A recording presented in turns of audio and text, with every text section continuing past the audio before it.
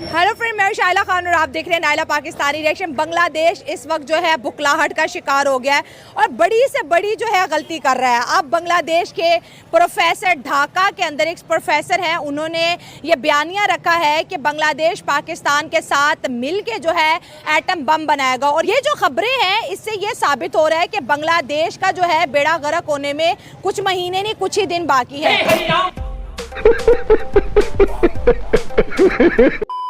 চট্টগ্রাম দখল নিয়ে বিতর্কিত সংবাদ ভিত্তিক প্রতিবেদন প্রচার করে আবারও আলোচনায় ভারতীয় টেলিভিশন রিপাবলিক বাংলা।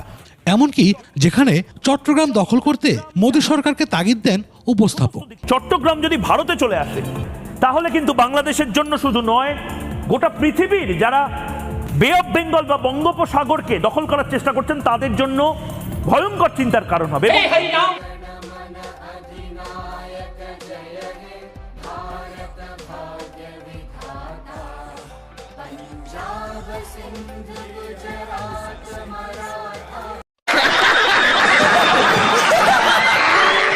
কলকাতা আমাদের, এই মুর্শিদাবাদ আমাদের, ত্রিপুরা আমাদের, মেঘালয় আমাদের। কিছুদিনের মধ্যে আমরা মেঘালয় দখল করব। ব্রেকিং নিউজ শুনে যাক, কিছুদিনের মধ্যে আমরা কাশ্মীর দখল করে নেব, মুসলমানদের কাশ্মীর। तेरा बाप यहाँ छोड़कर गया था कि तेरी माँ? 4 দিনের মধ্যে কলকাতা দখল। সোশ্যাল মিডিয়ায় ঘুরছে একাধিক ভিডিও। বাংলাদেশে অবসরপ্রাপ্ত সেনাকর্তাদের মিছিল থেকে আজব হুঁশিয়ারি। আমি মেজর শরীফ, আমি বলে দিচ্ছি ভারতকে যে ট্রেনিং আমরা নিয়েছি, যে যুদ্ধ আমরা করেছি, আমরা শুধু 2 লক্ষ সৈনিক না, আমাদের সাথে 18 কোটি জনগণ আছে। আমাদের ট্রেনিং, আমাদের দক্ষতা ভারতের চেয়ে অনেক বেশি। আমরা যদি একবার সাহস করে আমার দেশকে যুদ্ধ করবে, আমরা বলে দিচ্ছি 4 দিনের মধ্যে আমরা কলকাতা দখল করে নেব।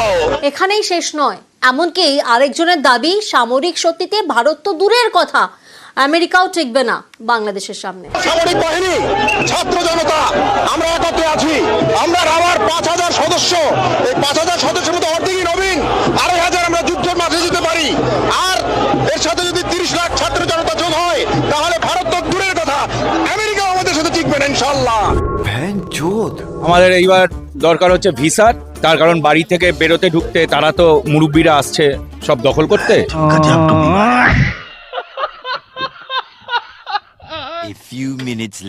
আমার কাছে খবর আছে ঢাকা থেকে 3 লক্ষ হাতে টানা রিক্সা রওনা দিয়েছে কলকাতা দখল করার জন্য। দেখো দেখো আ গয়া।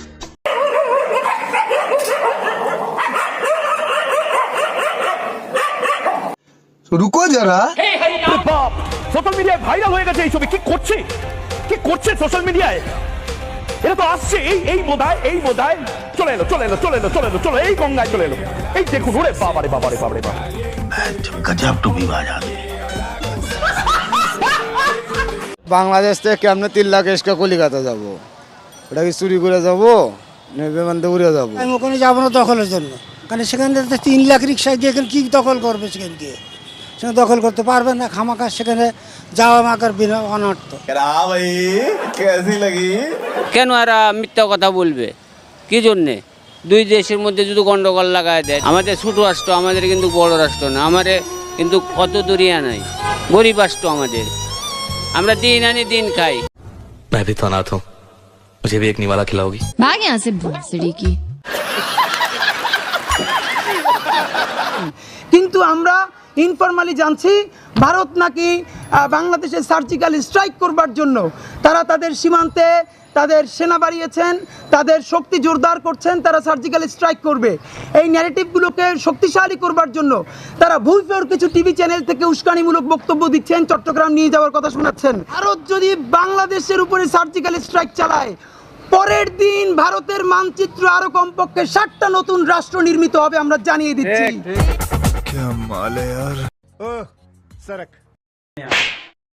ये जो दिल में कयाम करते हैं यही जीना हराम करते हैं।